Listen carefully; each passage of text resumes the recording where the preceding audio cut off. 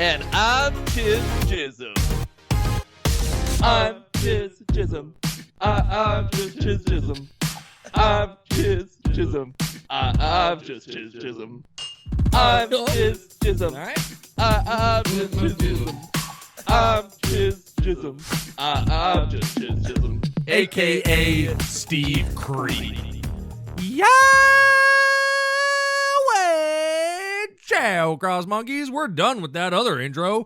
Welcome to Pure Boys Podcast. I'm Adam and Chiz.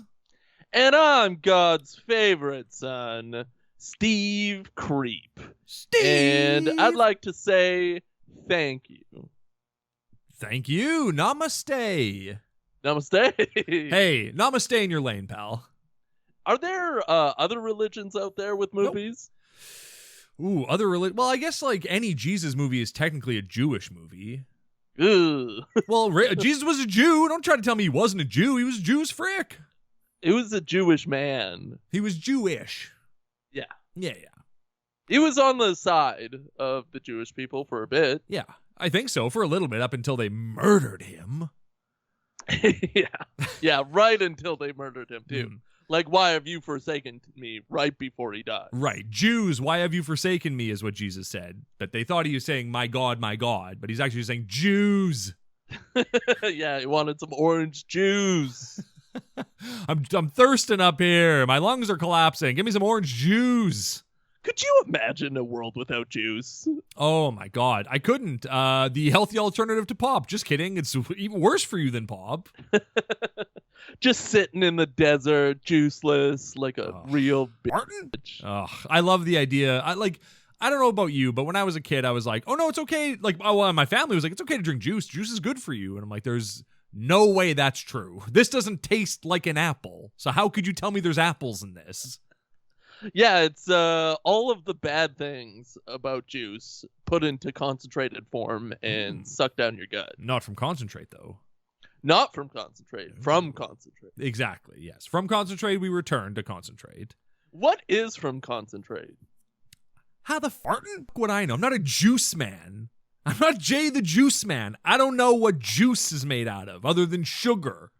Yeah, but like not from concentrate is a bad thing. Yeah. I don't know. It must be like we take an orchard's worth of oranges and we crush them down into nothing. And then that's what we make our juice out of is the pulp and the skin, I guess. But if you're crushing it down, that's inherently concentrate. Right, but that juice just flows into the earth at that point. They're trying to save the pulp and the skin. Yeah. The earth is my land. The pea, yeah. Did you know that the like red part of a watermelon is called the flesh? Yeah. No, I didn't. Yeah, it's called the flesh. You're a friggin' monster when you eat a watermelon, letting the flesh juices run down your face. Speaking of juice. Well, speaking of juice, is the rind the bones then? I guess so, yeah. And that white part in between the rind and the bone is the bone. Pea. The pea is the bonar, of course. Exactly. It all comes together in perfect synchronicity. Yes, and much like the Pure Boys prayer. Clap. God bless our podcast, please.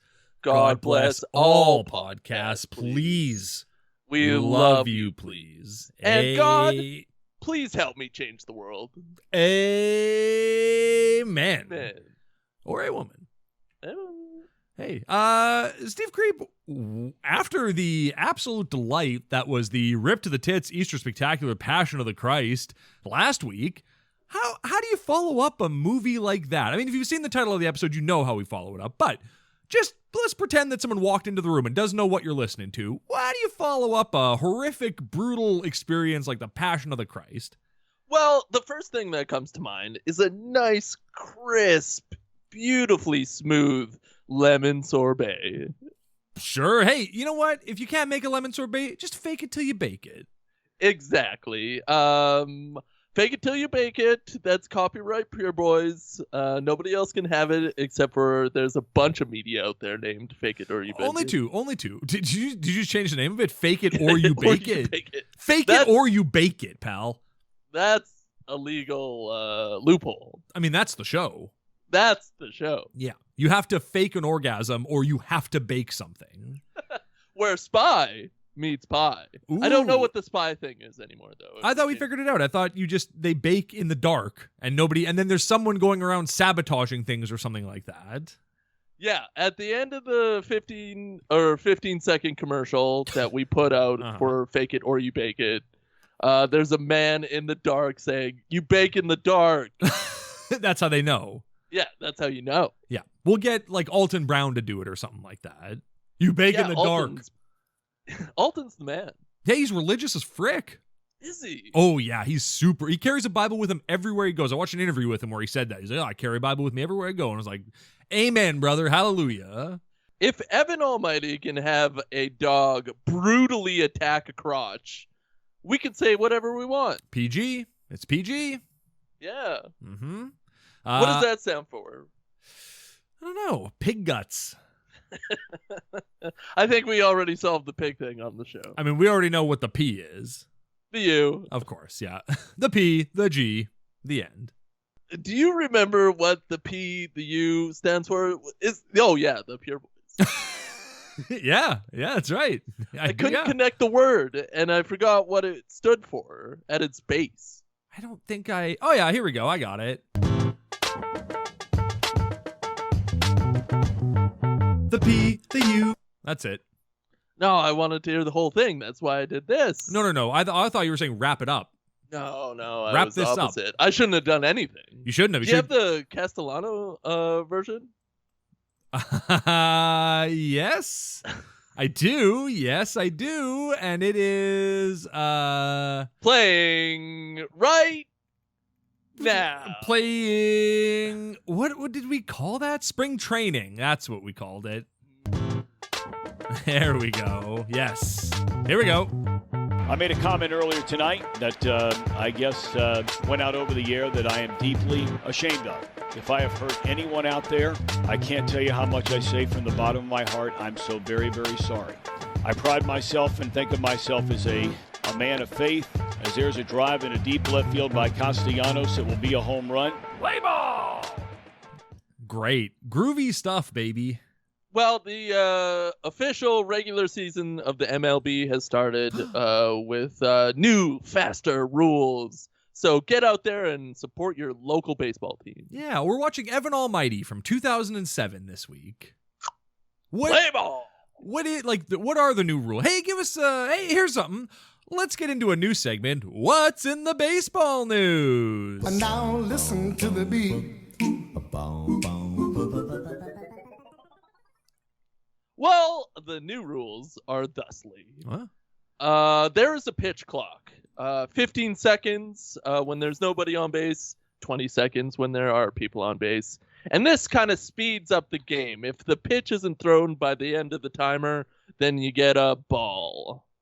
Oh, how much do pitchers hate this new pitching clock? Because I'm guessing they all hate it a lot.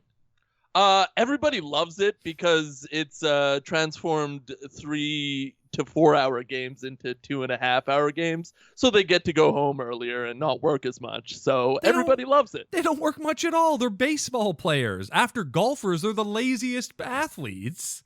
Golfers only golf like 4 days a week. These guys are at 162 games a year. They're the hardest working athletes in sport. That's only a third of the year.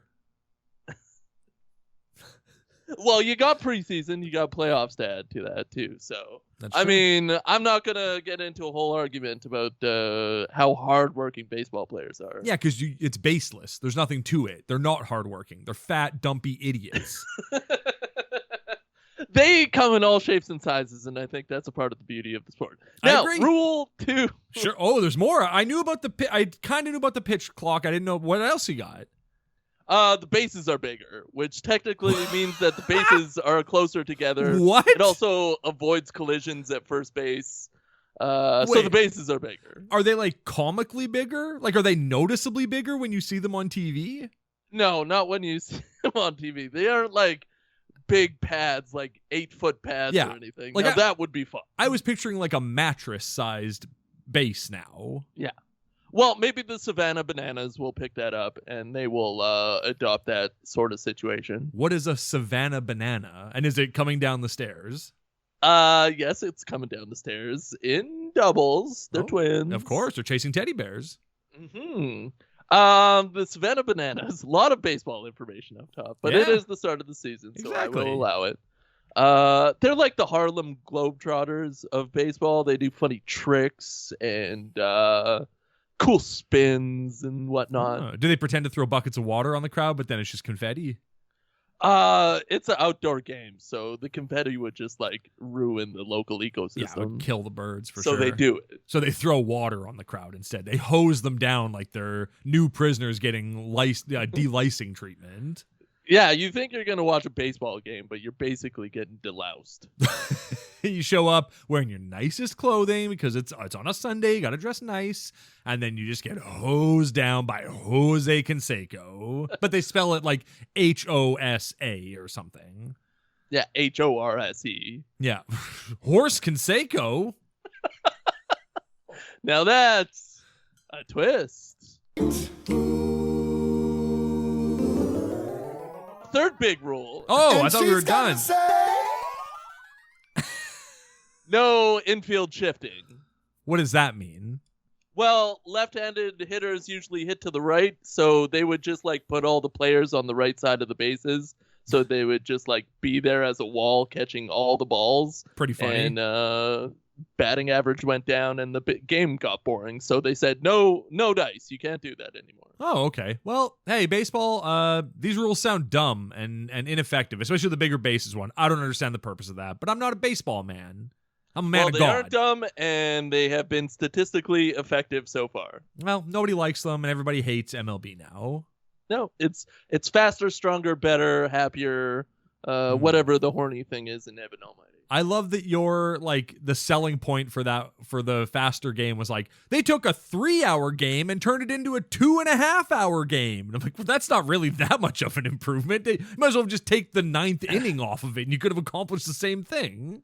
If you ever watched a 3-hour game, you would understand. Brother, we have watched several 3-hour games together, including that one local game where the team had blown out the other team in the 3rd inning, and we had to sit there for 6 more innings while the score was 22-0.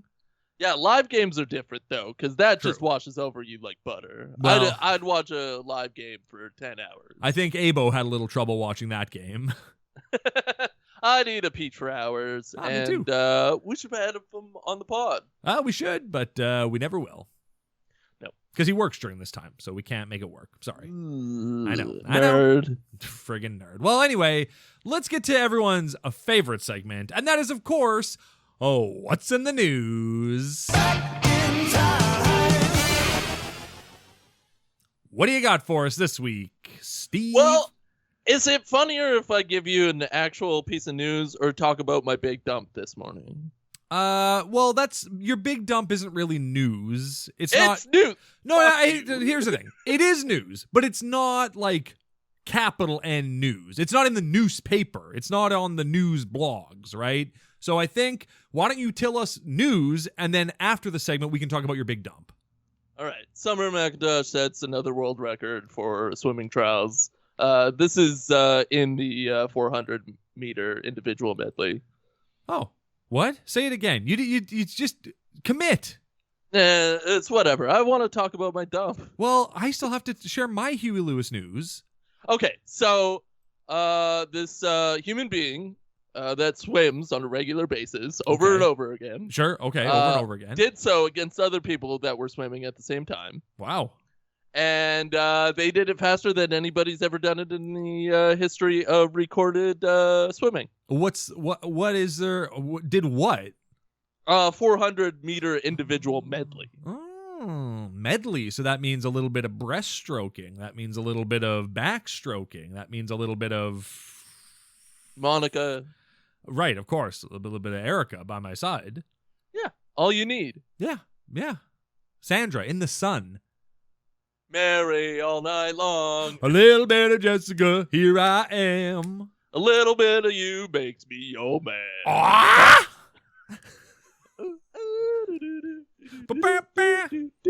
Me and my wife, Mambo number 5. an album of us trying to mumble and remember the lyrics to Mumble number 5. So each track would be a different iteration of us trying to sing Mumble number 5 from memory. You learn you remember a little bit more each track, and by the final track, you're full Lou Bega.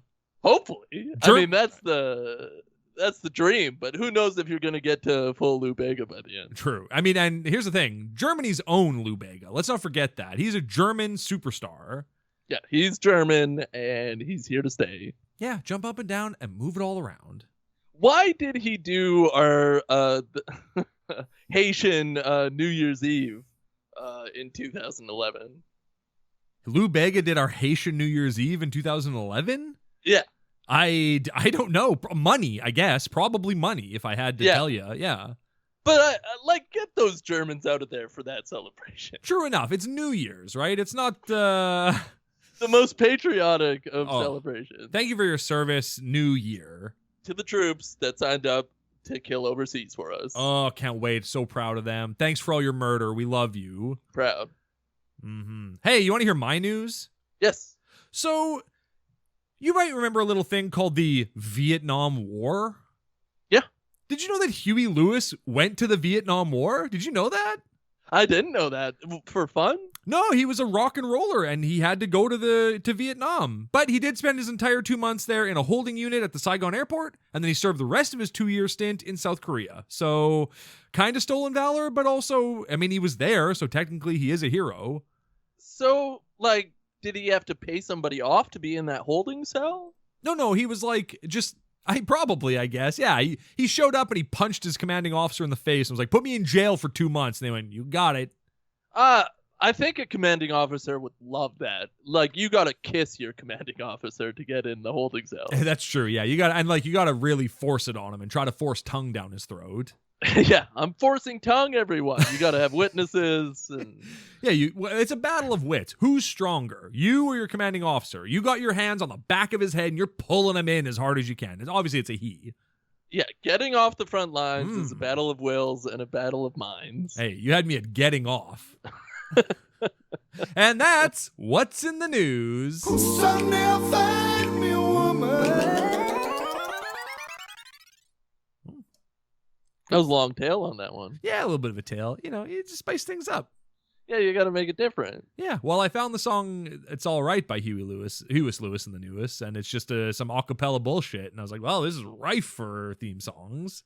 Acapella bullshit, eh? Yeah, it's great. Sounds a lot like For the Longest Time, except it's better than that because that song sucks. I think that's a good title for an acapella record. Acapella bullshit. Hey, this is acapella bullshit. I go, well, yeah. We can't sell this in any of the Christian stores. Just picture Oprah saying that at the top of her show. Acapella bullshit! Everybody gets an acapella bullshit CD. Of course, yeah. Everybody dance now. Mm-hmm. Mm-hmm. Are they giving out CDs anymore? CDs nuts. Does Oprah have a show anymore? She might. She might. Hell, I don't know. She's got a network. Maybe it's all Oprah. Maybe her whole network is all Oprah Winfrey shows.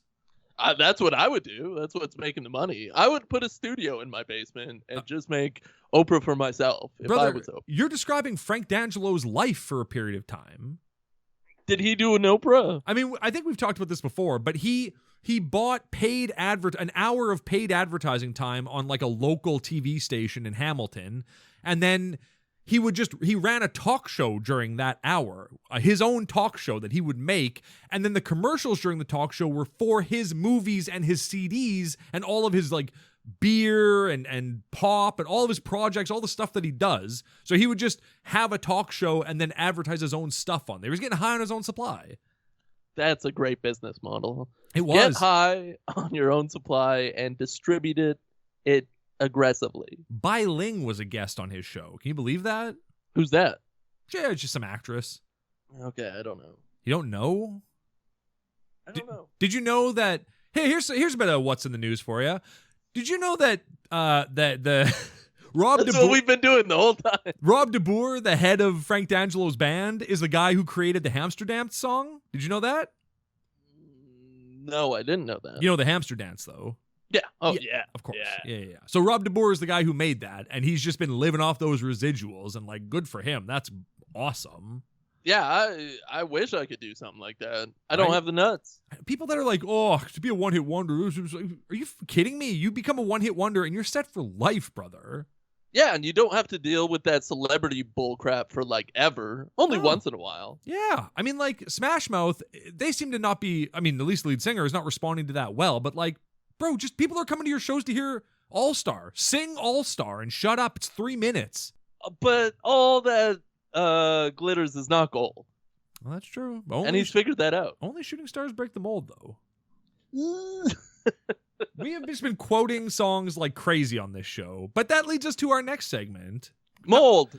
Doesn't really lead us to it, but here it is anyway. I got a very important question for you, Steve. Mold. And that is, of course, whomst was the Beggar Vance of the Passion of the Christ? Didn't even have to think about it. Knew it off by heart. Like, my heart just says Judas, you know? Like, he's Sure. the one that betrayed Jesus. He gets the ball rolling. Without him, Jesus wouldn't have died for our sins. So he's the real table maker in my books. He puts the Jew in Judas. Exactly. Now, Adam. Yeah. Whomst do you think? And was the Beggar Vance of the Passion of the Christ? Well, Steve, thank you so much for asking. And to me, the Beggar Vance of the Passion of the Christ was, of course... Please say cross. No, of course. It was the anti-Semitic man himself, Mel Gibson. Ah! Because he, much like what you're saying, you know, like Judas got the ball rolling, Mel Gibson's the one who put those nails in Jesus' hands. So, I mean, without him, Jesus isn't getting hung up on that cross. And he put in the work. He went to the meetings. He got the money. He got this thing made. Mm-hmm. He said, I can't wait to make Apocalypto after this. And he started with, I know I'm shaped like a cross, but don't get it twisted. This one's about Jesus. We're going to make sure that Jesus wears the nicest crosses on his costume, because Jesus did. Yeah, the wardrobe was really good at this. Oh my God, was it ever? I felt like I was back in time. Back in time. Well, that's amore. Yeah, that's tight. That's a tight one. That's a tight one. That's a Beggar Vance for sure. How many things do we have to do? Like 5 more segments? Or something? No. There's only one more, and it's everyone's favorite segment. But this segment's not done yet, so. And The Kevin Sorbo Tweet of the Week. Kevin! All right, a bit of context for you, ladies and gentlemen, and others out there. This came out at 11:35 a.m. on April 1st, 2023. Wait, can I guess what it is? I really want to say how many views before. I'm so sorry, I didn't mean to cut you off. How many views? 290,000 views. Still bad, Kev. Not great. Okay, give it to me. Give me your guess. Is the tweet, I love Joe Biden?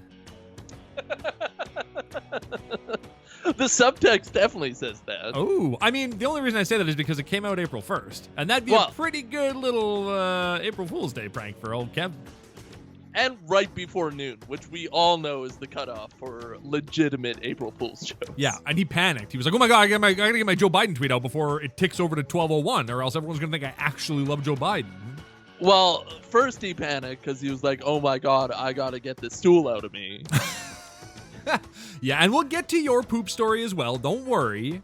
I don't want to even say it anymore. It's too good for Kevin Sorbo. Well, that's for sure. So what's the tweet? I'd post an April Fool's tweet, but our current administration is enough of a joke already. Actually, that isn't what he says. He says enough of a joke for today. Oh. I love that you were editorializing. I like that you were punching it up while you were reading it. Automatically, I did that, and I apologize to Kevin. This is not an editorialized tweet of the week. This is Kevin Sorbo's tweet of the week. This is Kevin Sorbo's real tweet. This is real tweet. Yeah. Hey, Kev, good job as always. Great tweet as always. Is everything okay, Steve? You look concerned. I'm concerned. Is Kevin tweeting some heinous shit live while we record this? Yeah, I'd say that. Oh, no. What's going on? I think he's gone to pot. What? I think he's doing weed. He has weed commercials on here. What? No, he doesn't. I'm just joking. Oh my God. I'm editorializing.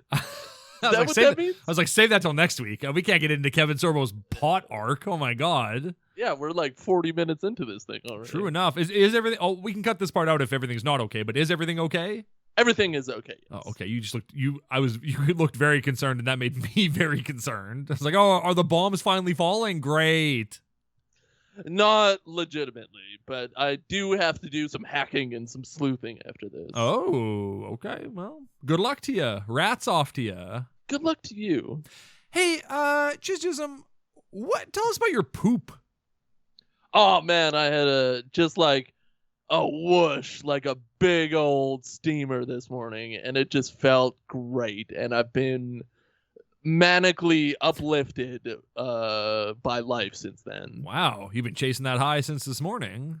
Well, I just finished off a big cup of bone broth, so I'm riding that high onto the next bone broth, I guess.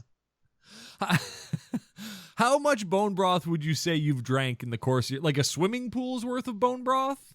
Well, you can tell from my pits that I be drinking bone broth, and yeah, I probably in my lifetime have had some size of swimming pool amount of bone broth. Wow, that's pretty impressive.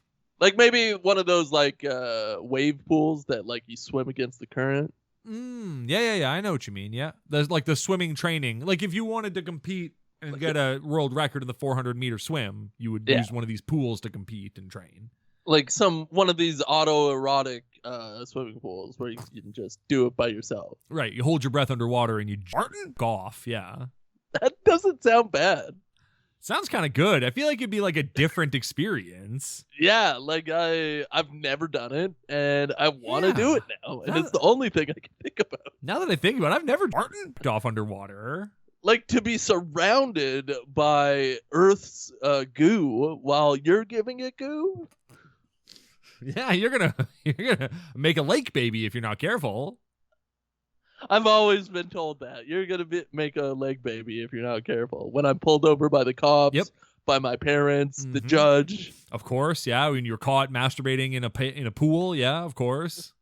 I've never had this experience before, though, is what I said to the judge. Yeah, and he was like, "Well, you know what?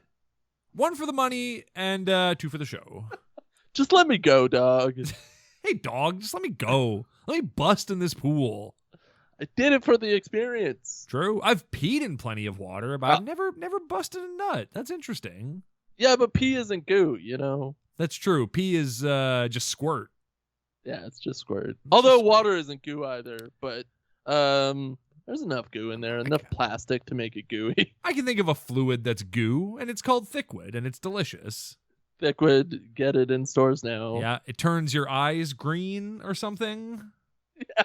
It glows, I think. Right, the pee, of course. Yeah, the certain light. Yeah, of course. Hey, great. Thanks for sharing your poop. Thank you for allowing me to share my poop. Well, I don't have to allow you to do anything. You're also the host of this show. You can do whatever you want. I'm a sub, though. No, you're a dom. No. It's okay. I get it. I mean, yes. Right. You literally just proved you're a sub. That's fair. Yeah. Mm-hmm. I'm Dom as frick. I'm Dom Toretto. Yeah, you are. Is that why they call them Dom? I think so. Yeah, because of all the kinky sex he likes to have. He dominates. Well, you can be a Dom without having kinky sex. Well, you can be a Dom and force other people to lick your boots and stuff. Yeah, true. Yeah. Well, hey, speaking of that, let's God into 2007's Evan Almighty. I'm just gonna pull up my notes on the film. All right. First note. And they're up. First note should be, it's nice to watch a movie that's a tight 90. Oh, super tight 90. I thought this was going to be 207. Yeah. I just like had a feeling it was going to be, but like the money grubbing studio a-holes probably got their hands on this and tightened it down. Yeah. The first time I checked the time, like how much time was left on this movie, I was 55 minutes into it. And I was like, God, how much is left? And I looked, I was like, oh, only half an hour. Oh, we're heading into the end game here. This is perfect. Yeah, sweet tits. When Jonah Hill comes in at the end, you're like, oh, they really cut him out of this movie, didn't they? Oh, they really cut him out and gave a lot of screen time to Ed Helms for some reason. Well, you gotta have Ed Helms in there. He's an up-and-comer. Okay, I was going to save this for later, but like, and I don't have anything to back this up, but do you think they were angling for like an Ed Helms threequel? Like, do you think that they set him up to be like, all right, now the third movie is going to be about Ed Helms' character, and it's going to be like the recreation of the story of Lot or something, where his wife turns into salt and he has to bang his daughters or something?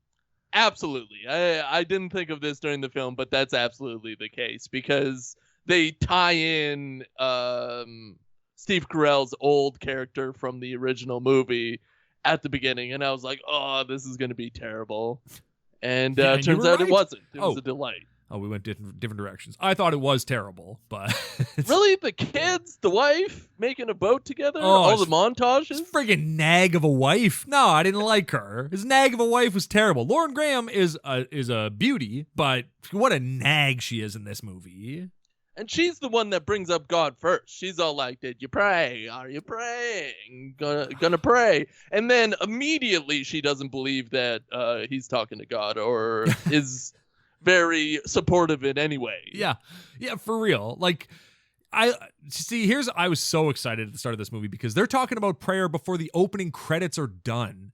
Like, opening credits are still rolling, and they're, what did you pray for? Well, what did you pray? I'm like, oh my God, I'm praying for this movie to never end.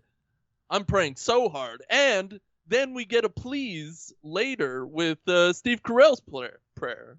Oh my gosh, oh my God, I love God. I never even realized that. That's, you're absolutely right. Wow.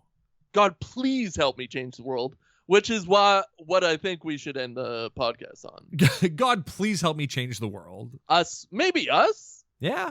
Well, God bless us and God bless all of us. If you don't know the story of Noah by now, get your head out of your butt. Yeah, read a book. Yeah, read 2 books. Come back at me. Read a good book. How about that? Read a book to find out what words are, and then read the Bible. Right. Read the dictionary first so you learn all the words, and then read the Bible. 1 and 2. Is Noah's story in the Bible? No, I think it was just like a pamphlet that they would hand out to people, and it would get tucked into the back of Bibles.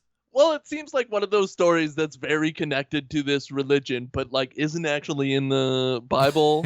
But no, I don't know. Like the crucifixion, which is not in the Bible. Yeah. Cool. Here's the thing that people need to understand.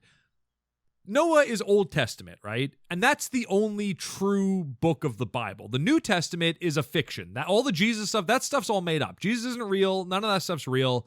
The Old Testament, where God's like, I'm going to fart and kill everyone all the time, and my dick's going to get so hard while I do it. All that's real. All that's the true stuff. That's all the real Abrahamic real stuff. The rest of it's all just like fairy tales. Which I think they really honored in this movie. I really got that God was trying to dick with humanity in this movie. Oh, yeah. He was trying to dick down humanity the same way Morgan Freeman used to dick down his granddaughter. That's kind of true. It's not fully true, but it's kind of true. In a roundabout way. Like if you're looking in a mirror at a reality, then it's true. Yeah. Is it bad for a grandfather to bang his granddaughter if they're not blood related? I don't know. That's up to you to decide. Was she adopted? I think she was like married into the family or something. I don't know his lineage. I know he's got terrible teeth. Fix those teeth, Morgan. Get veneers. We should know more about God's lineage, and we'll figure that maybe out someday. True enough. How many laughs did you have in this movie? Because I had one, and it was right at the start. All of them. I was in like Flint to this movie. I was slapping it up into my mouth hole. Bruce Almighty is infinitely funnier from whatever. There's jokes in Bruce Almighty. I don't recall a single joke in this movie. Well, the thing is, this movie really hanged itself on Steve Carell doing funny things, and then the rest of the movie is like serious God stuff or like what Christians want you to be like. Right. And John Goodman being kind of scary throughout the whole movie. Yeah, he's a big scary man. He's the devil himself. I love John Goodman, but he is intimidating in this movie. When he's like, oh, me and Steve Carrell are going to go have a talk over here. I was like, oh my, you're going to get your head smashed in, Steve Carrell. This guy is the friggin' kingpin. Yeah, he's basically the kingpin of the piece. Yeah, that's true. Do you want to hear? He's very intimidating, and I love him as an actor. Me too. He's great. I'm glad he got his drinking under control. Yeah, me too. Yeah. Do you want to hear the only thing that made me laugh in this whole movie? I'm gonna prepare myself for it, and yes. So at the start, Steve Carell's character from Bruce Almighty is a news anchor who you might remember famously talks gibberish. They don't make him do that in this movie for some reason, even though that's his selling feature. But anyway, he's for some reason going from a news anchor to Congress. He's jumped from, hey, I'm on the local news to, hey, I'm your senator now, which is, that's a crazy leap, but fine. And so it's his last day at the news, and they show like a highlight reel of all of his like best moments, which is like 2 things. And it's kind of sad when you actually look at it. It's like, oh, that's a really short montage of your successes. And then at the end, it cuts back to him, and a single tear runs down his face, and he goes, I feel like that old Indian in front of all the garbage. And that made me laugh pretty hard. Was it the way he said garbage? Yeah, well, it was the fact that he called him that old Indian, and then yes, also garbage. That was also the whole sentence was very funny. This movie is very racist. That's for sure. Yeah, I guess so. He could have meant a man from India. I don't know what he's talking. Well, I know he's talking about. Right. I know he's talking about that old commercial. I know what it is, but yeah, you're making me into a racist. I get it. Yeah, that's right. Yeah, good. Yeah, that was very funny. Yeah, that's the only funny thing in this whole movie. Sorry. I don't know. The Gomer Pyle reference was pretty timely and very understanding. Here's the thing. They make Steve Carell do a lot of physical comedy in this movie, and that's not what he's good at. He's not a physical comedian. He's like reactionary. Like his response to things is funny, but him like getting doinked in the head and then clearly falling on like a crash pad, that's not fun. It doesn't work. He's not Jim Carrey. I guess what I'm saying. He can't put on the rubber face. They're trying to Jim Carrey him very, very bad. Somewhere between like Jim Carrey and a general like Mr. Magoo type character. Yeah, so Kevin James essentially. Essentially, this movie is him doing physical comedy that doesn't really land at all because it's forced and it doesn't make any sense. And then also one of the most boring flood stories in history.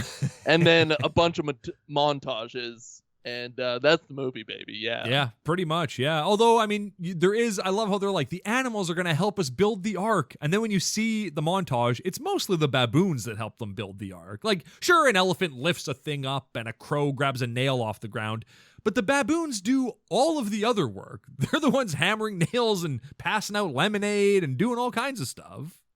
That baboon stuff was very scary, and I'm surprised that it made it into the movie because it definitely makes it seem like we're their ancestors. Which is like insulting. That monkey that carries the board, and instead of just dropping it, it like flips it over so it's in like a perfect pile. Yeah. I was like, that's some intelligence shit. Yeah. That's not cool, man. What about the monkey that was dancing at the end?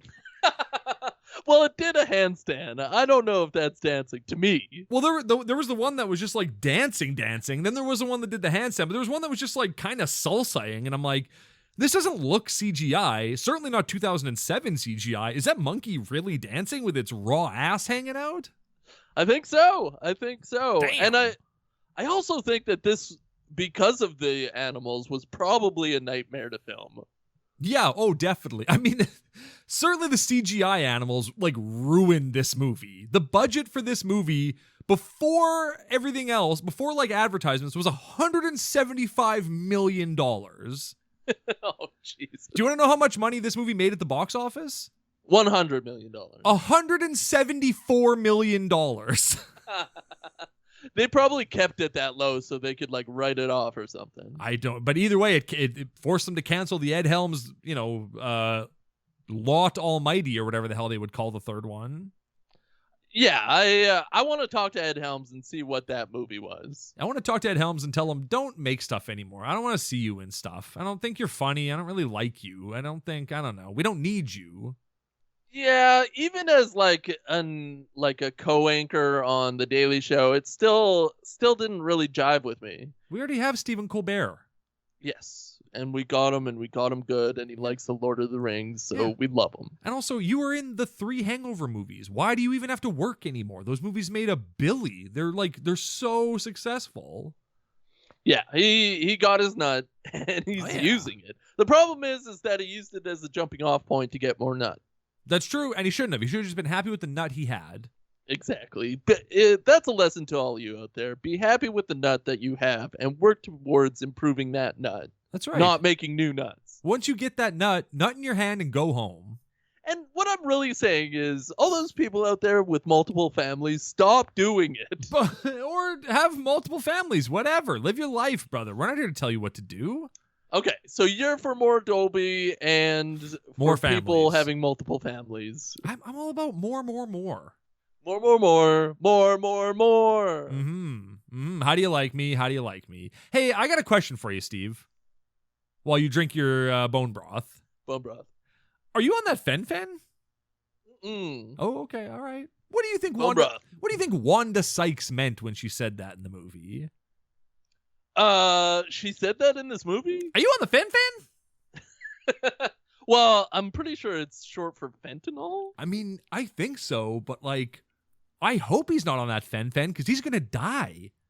Well, yeah, but you look at a man that's turning into Noah, and you assume that he's on the fen-fen. Of course, you assume that he is lying. Because he says he shaves his beard and it instantly grows back. And you go, well, you must be lying. Yeah, what is this, Liar 2? Oh, my God. I would love that. Oh, my God. The pen is blue. Am I right? They should have made Liar 2 directly after that, this movie. Yeah. Just make sequels of all Jim Carrey's movies with Steve Carrell. Mm-hmm. And then, like, the tagline could have been, this time the pen is red. And it shows a blue pen. Of course.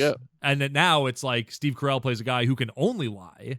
Hey! And call it truther. Truther.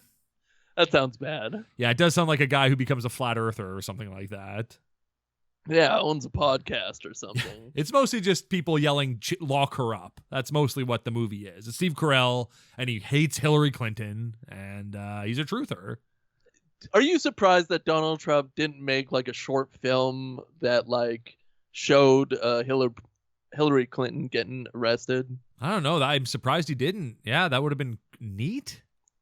Yeah, that would have been something. Maybe put it on SNL. Oh, now we're talking. Hey, get I'm trying to think of who is a current cast member.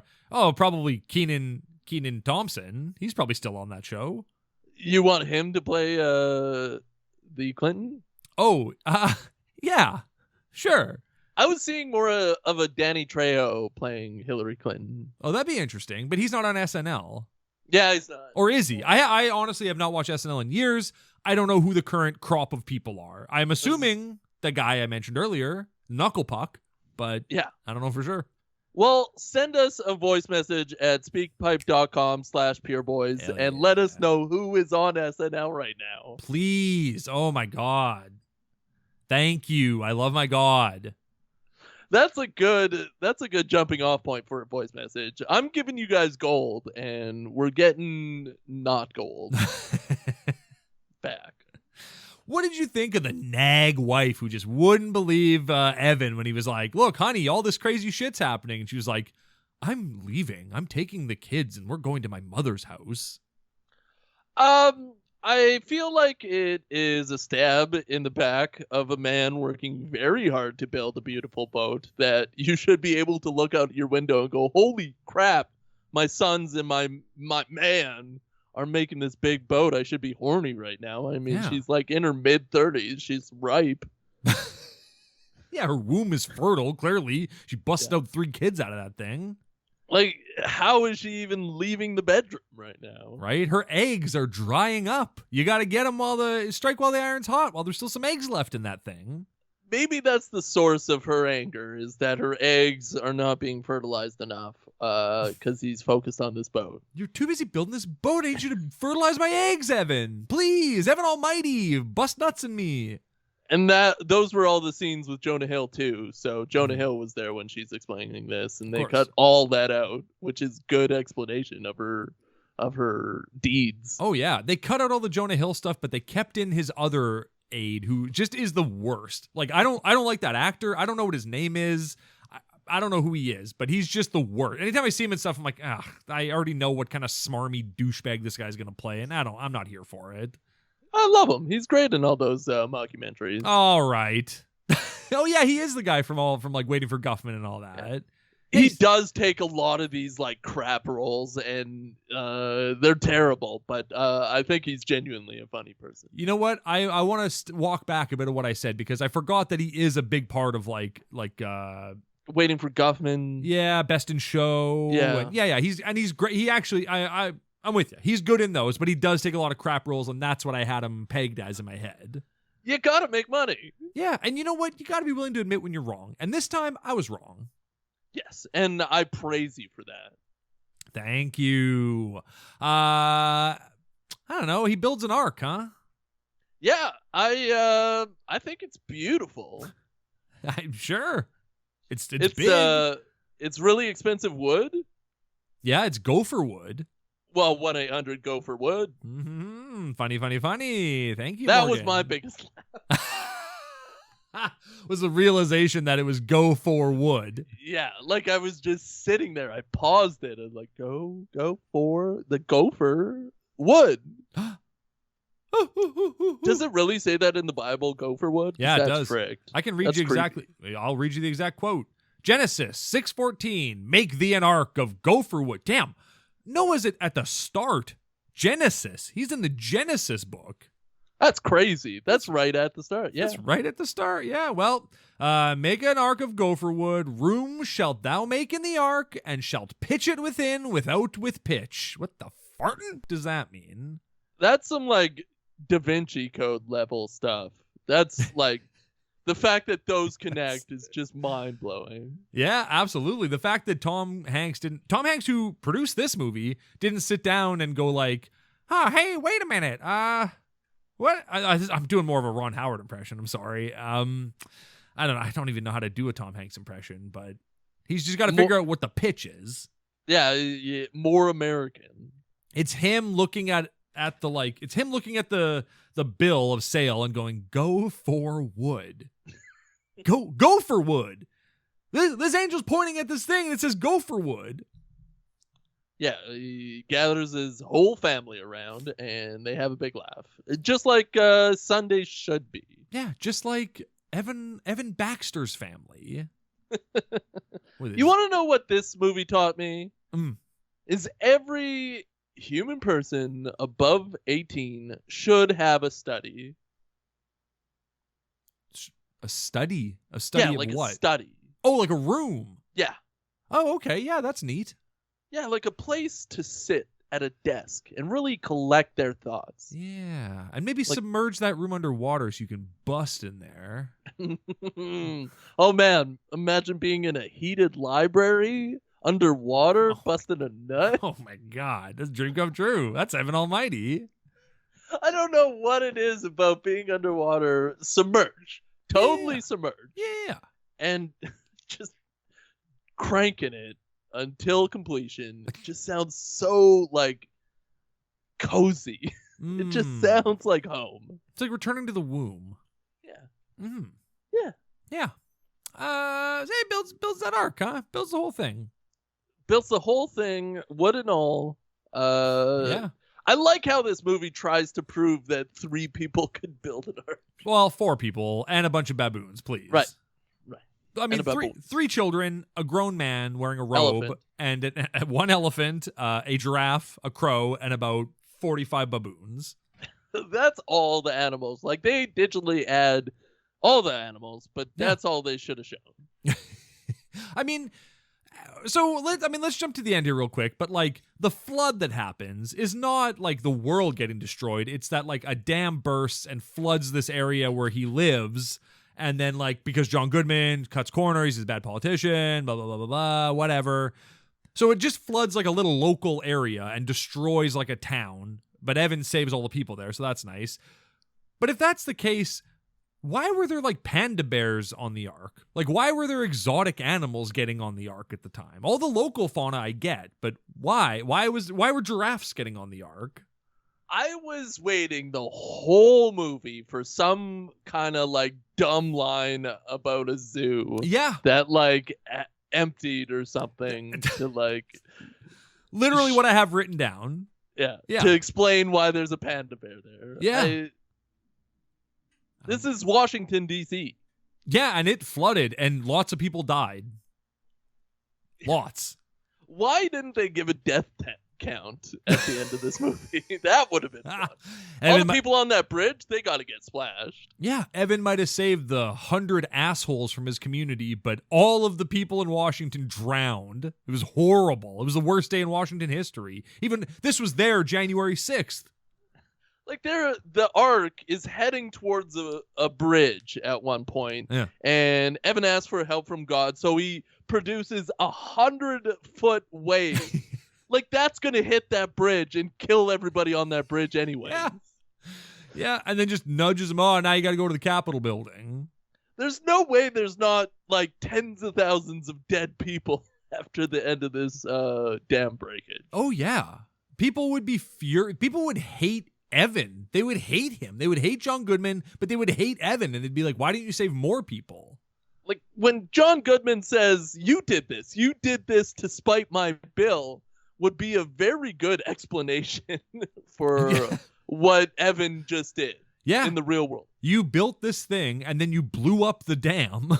Like, that's the obvious explanation, is that you rigged the dam to explode. You told us when you were going to do it, and then you did it. Well, what they needed to do is bring out the blueprints and show the coward engineer that screwed up on the dam. That would have explained it. But instead, it's just his word versus his word. Yeah. I'm surprised he didn't keep the look of Noah. Like that, I would want to walk around in a robe and a stick. He even says, like, this is really comfortable. That's why I'm wearing this robe. And I'm like, yeah, I agree. It would be really comfortable. Yeah, I just want my bits to breathe. Yeah, modern clothing is garbage. None of it's comfortable. It's all terrible. Well, there is a large portion of this population that gets their bits to breathe, and apparently I have to wear pants? Ridiculous. F that. Hey, when they were on the Ark and the people were heckling them, what did you think of all the hecklers? Did you think that they were just really just sticking it to them? Well, what I was thinking when listening to those hecklers was like, I know you're getting on that boat. It's obvious you're going to get on that boat. Yeah. Or you're going to die. Yeah, you're going to drown horribly. Which is how I viewed hecklers when I did stand-up comedy. You'd say to them, you're going to die. Oh, you think that you think it's funny to interrupt the show? Well, you're going to die. I can see you for who you are, and that's a person who drowns in a flood. And me, I'm the guy on the Ark. I'll be laughing my head off while you're burning in hell. I'm on stage. I'm important. My favorite heckler was the guy in the suit who said, oh, it looks like the weather's sunny with a side of crazy. And then his wife goes like, good job, honey. His wife's so supportive. Is that the guy that's like in all the Adam Sandler movies up until a point where he probably died of liver cancer or something? No, I don't know who you're talking about. Rob Schneider? Gomer Pyle. Oh, you're talking about The Animal, starring Rob Schneider. Great movie. Rob Schneider movies are perfect. Oh, yeah. Hey, what's the matter? Is your God having a water shortage? Good one, honey. That's pretty good. I like it. I guess, yeah. Yeah. I guess. Hey, did you pick up that his nag of a wife is named Joan, as in Joan of Arc? Arcadia. Oh. That's the real one to me. There's no Joan of Arcadia or Arc story? Yeah, well, there's a Joan of Arcadia story. In fact, there's probably at least one season of it, I would wager. Yeah, a tween just trying to get by. Yeah, of course.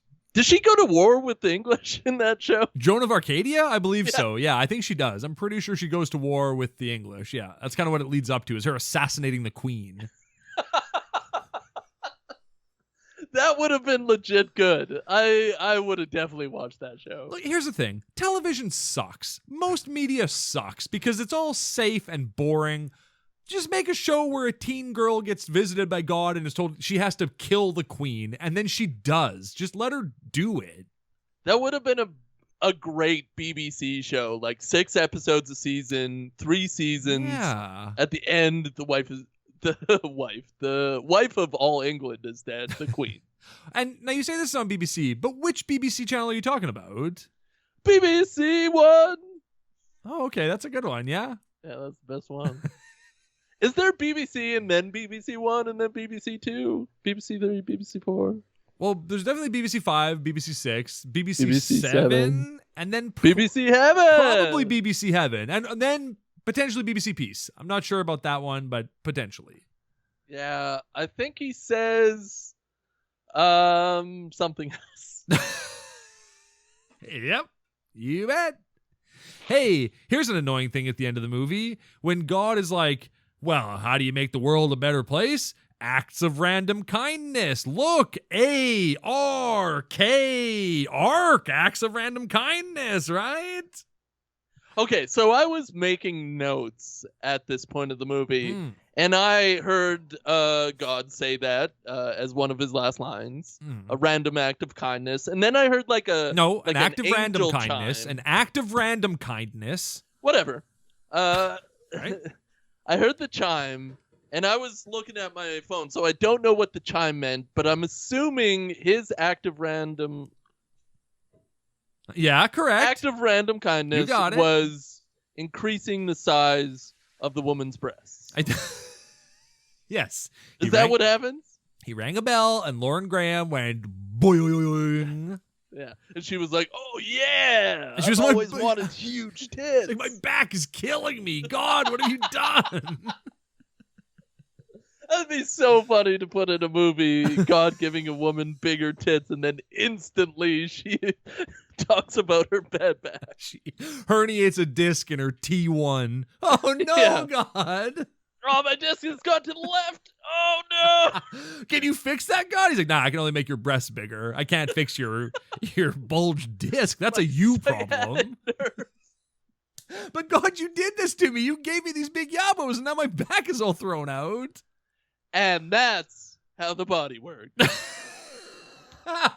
Back in time. Yeah. Good stuff. Really good stuff. Evan Almighty, not good stuff, but whatever. Better than Passion of the Christ. I'd rather watch this again than watch The Passion again. Yeah. Tight 130. Yep. Got a couple of jokes out there that weren't good. Some that were great. One that was great, yeah. Yeah. And we always want to see the origins of Jonah Hill. Yes. The Sitters, Jonah Hill. The Sinners? The Sitters. You remember The Sitter, right? Jonah Hill? Yeah, I remember The Sitter, the Adventures in Babysitting ripoff. Yeah, exactly. Yeah. Except it stars Jonah Hill instead of whoever that dime was from Adventures in Babysitting. Vincent D'Onofrio. Yeah, you got it. I got there. I know who it is. I mean, is there anything else you really need to talk about? I mean, I will say there's no Jim Carrey in this movie. I thought we were going to see him maybe like in the mirror, looking back at our reality. Right. Evan like washes his face and then he looks down and the camera pans down. And then when he pans back up to the mirror, his face is Jim Carrey's face. Yeah. This is me looking at you, looking at me. Right. He holds out, and ha ha ha. He holds out his hand and it's got 9 fingers on it or whatever. Yeah, liar, liar. Right. Of course. He makes a woman's dress blow up with his god powers. Oh, my back. Oh.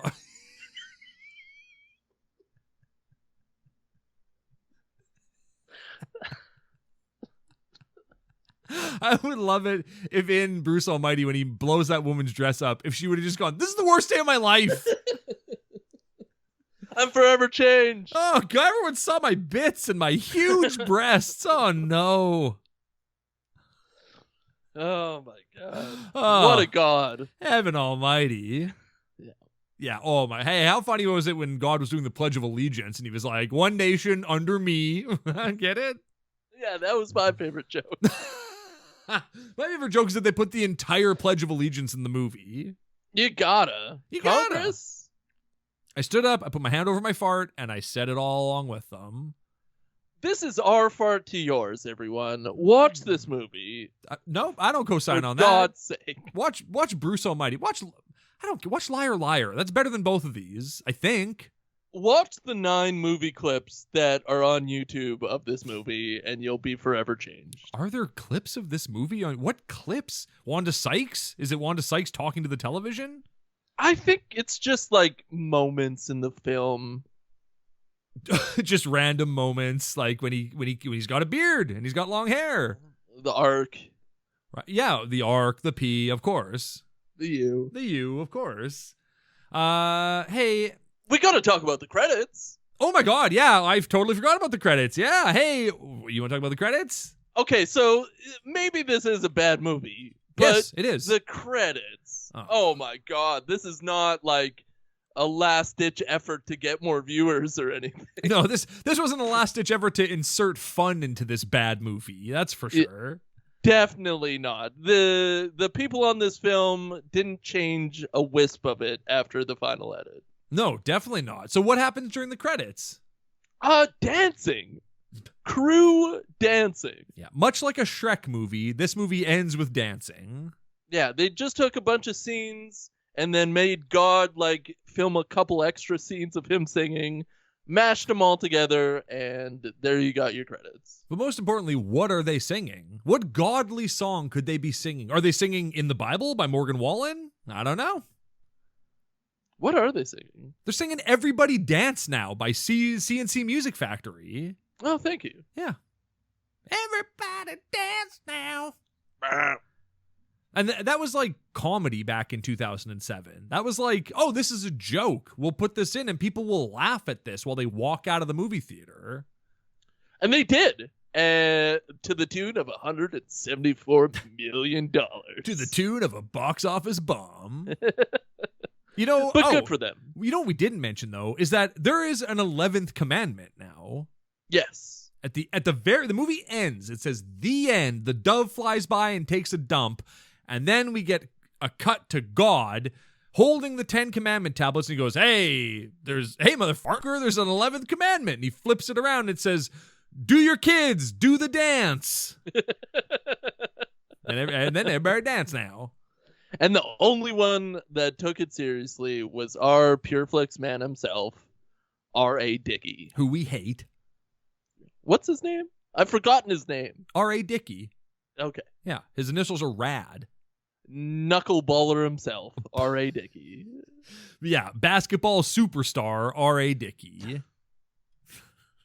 Back in time. Okay. I love this movie. I love your family. Mm-hmm. Do your kids do this dance? Exactly. Mm-hmm. Hey, real quick before we go, what's a podcast you want to bless this week? The podcast I would like to bless is your podcast out there. Not you. Oh, any old listener who's listening who has a podcast. The listeners' Boozy? podcast. We're talking to you specifically, Boozy. Yeah. And the other one. Yeah. Boozy. Do you have a bless? Yeah, I just want to throw a quick blessing to If I Were You. It's wrapping up. After 10 years, the show is ending, and I'm legitimately sad about that. I think they only got, by the time this episode comes out, they might only have like 1 or 2 episodes left. So get it while the getting's good, and you might even enjoy the show. Praise be to them. Praise be to them. Hey, Steve Creep, I love you. I love you. We love you, please. Everybody dance now. And I'm Chism. Are you doing the dance? I'm doing the dance. Chism. I'm dancing. I'm Chism. I'm Chism. Like, what even is my left hand, and then I'm Chism. I'm doing my right hand. Like they dance in that movie. They dance like when George W. Bush was dancing with those African dancers, and he was just like hands down, hands up. AKA, it's definitely a white boy on the dance floor dancing.